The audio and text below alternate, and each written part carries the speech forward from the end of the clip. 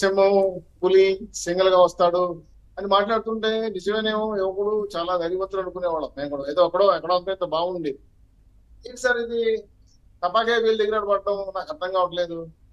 సొంత అభిమానులు లోపలికి వెళ్తా ఉంటే ఎవరో ఫోన్ చేసి ఆయన పర్మిషన్ ఏమంటే మాట్లాడాలంటే సెల్ ఇసిరి బారేస్తాడేంటి, సెల్ బాల్ కూడా ఇస్తారేంటి ఆ సిబ్బంది, సెక్యూరిటీ సిబ్బంది. సార్ నేను మీరు అన్న మాటకి చాలా క్లియర్ గా డౌట్ ఫుల్ గా మనం గతంలో డిస్కస్ చేసాం కూడా. పవన్ కళ్యాణ్ గారేమో హైదరాబాద్ లో ఉంటారంట, బాబు గారేమో హైదరాబాద్ లో ఉంటారంట. ఈయన ఒక్కడే రాష్ట్రం కోసం కాళ్ళు లాగుతున్నాయంట ఇప్పుడు 5 ఏళ్ళు.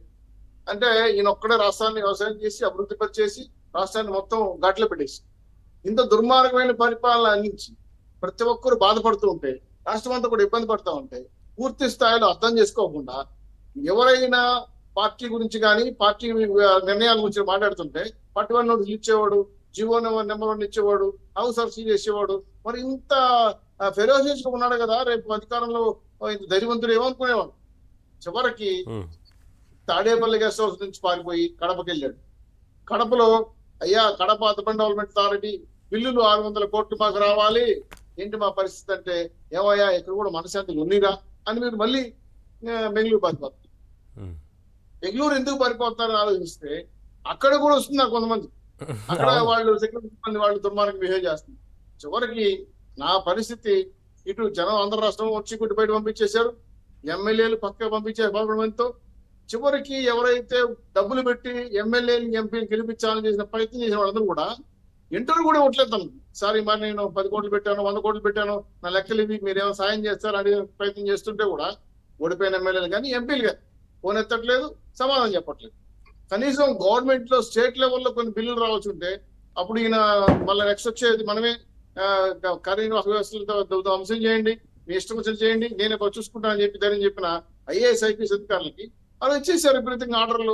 వాటి బిల్లులు లేవు ఓడిపోయిన తర్వాత. సో వాళ్ళు మాత్రం ఏం చేస్తారు, చదువులు ఎత్తేసి ఇప్పుడు స్టేట్ లెవెల్ కాంట్రాక్టర్స్ కానీ వాళ్ళ అనుకూలు, అదేవిధంగా కొత్త ఇప్పుడు గడపలో డెవలప్మెంట్స్ కానీ ఉన్నటువంటి బిల్లులు కానీ టోటల్ గా గొంతు మీద కూర్చుంటున్నారు. ఇది కాకుండా ఈయన తలపోటు ఎక్కువైపోయి, ఎందుకంటే ఇంటి పోరు, బయట పోరు, వీధిలో పోరు, అన్ని పోర్లు ఈయనకి వచ్చే కొద్దికి చివరికి నేను వెళ్ళి బెంగళూరులో ప్రశాంతం కూర్చొని మసాజ్ చేసుకుంటాను, నా వల్లగా తలపోటు భరించాలని చెప్పి భారత్లో చెల్లిపోతున్నాడు. ఈ రోజు కొత్త లేటెస్ట్ న్యూస్ ఏంటంటే లుకౌట్ నోటీసులు పెట్టారంట, వెళ్ళకుండా పాస్పోర్ట్ కూడా సీజ్ చేశారంట, విదేశాలు కూడా వెళ్ళాడు. ఇంకా ఇటువంటి పరిస్థితుల్లో ప్రయత్నం కూడా ఒకటి జరుగుతుందని అనుకుంటున్నారా? విదేశాలకు వెళ్లే ప్రయత్నం లుకౌట్ నోటీసులు ఇచ్చారు, పాస్పోర్ట్ సీజ్ చేసి భార్య అది మన జగన్మోహన్ రెడ్డి ఇద్దరు వెళ్ళడానికి లేదు కదా సార్, ఆల్రెడీ కోర్టు అనుమతి తప్పనిసరి కదా, ఎలా వెళ్తారులేండి.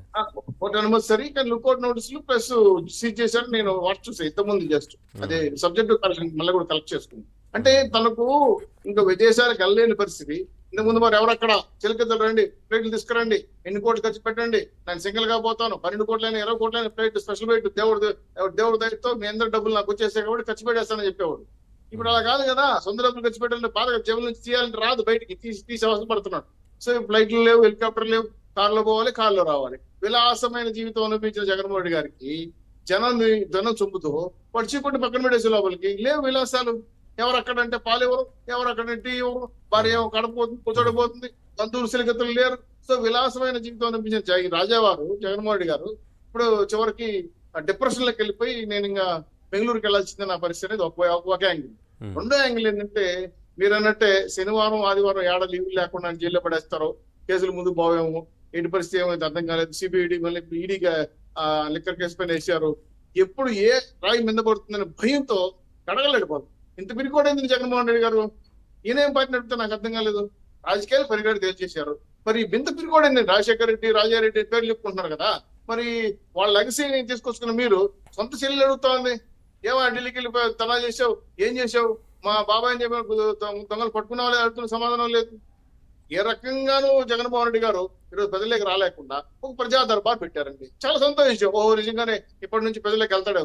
తపక్కన మూసేశారు, మళ్ళీ పాలిపోయాడు బెంగళూరుకి. ఎందుకంటే ఆడికి కూడా అప్పులు వస్తున్నారు. ఈ ప్రజా దర్బార్లో నాకు 2 కోట్లు కావాలి, 100 కోట్లు కావాలి, ఈ చెదరించుకొని ఇంటి పుట్టుకొని నాకు ఈ ప్రజా దర్బార్ అవుతుంది ఏమవుతుంది పరిపాలన పరిస్థితి పడుతుంది. కాబట్టి నాకు తెలిసి ఉన్న 11 మంది అంటే 10 మంది ఎంపీలు వేరే గట్టు వైపు వెళ్తున్నారు, ఎంపీలు వేరే గట్టు పైకి వెళ్తున్నారు. ఆ గట్టుకు కానీ ఈ గట్టుకైనా వెళ్ళిపోతా అంటే మధ్యలో ఈయన ఏం చేయాలి అర్థం కాక పార్టీని నడపాలా, ఉంచాలా, కాంగ్రెస్ లో కలిపేయాలా, నా పరిస్థితి ఏందని చెప్పి కనీసం DK వారి శివకుమార్ పార్టీ ఎల్పీగా కూడా ఇంకా ఎన్నిక కూడా జరగలేదు, వారేం అఫీషియల్ గా అది కూడా పెట్టుకోలేదు. నేను అక్కడే ఆ చెప్తున్నా. 11 మంది కలిసి DK కూర్చొని శివకుమార్ కనీసం ఒక మాట కూడా మాట్లాడుకోలేదు దీని గురించి. నా మీద డిస్కస్ కూడా చెప్తాను. డికే శివకుమార్ తో డిస్కస్ చేశారు కాంగ్రెస్ ప్రయత్నం చేయాలని, కానీ ఆయన ఒప్పుకోవాలా. పిలిచాడు 2-3 సార్లు టీలు కాపీలు తాగారు, బాబాయ్ అని చెప్పేసి వెళ్ళిపోయాడు. ఇది కుదరదని చెప్పి వెళ్ళిపోయాడు. ఢిల్లీలో చక్రం తిప్పితే నన్ను గుర్తింపు వస్తుందని చెప్పి ఢిల్లీలో పోయి మొన్న ధర్నా చేయడానికి ప్రయత్నించాడు. ఆడ తుస్సు అనేది చివరికి మీరన్నట్టే రాష్ట్ర వ్యాప్తంగా చీకొట్టే పరిస్థితి వస్తుంది. కాబట్టి ఈ రోజు ఢిల్లీ యాత్ర పక్కెళ్ళిపోయి శివకుమార్ మనం వర్తిస్తూ పక్కెళ్ళిపోయి అగమ్య గోచరంలో ఉంటే జగన్మోహన్ రెడ్డి గారు మీరు అన్నట్టే ఈ కార్యక్రమాలు ముందుకు వస్తున్నాయి. జనం దగ్గర పోలేను, ఇంత ముందులా పెద్ద ఎత్తున సిద్ధం సభలో బస్సులో జనాలు రారు, డబ్బులు ఖర్చు పెట్టలేడు, ఎందుకంటే తీయాలి కదా లెక్కలన్నీ. సో ఇవన్నీ కూడా పరిశీలించిన తర్వాత రాష్ట్రం అగమ్య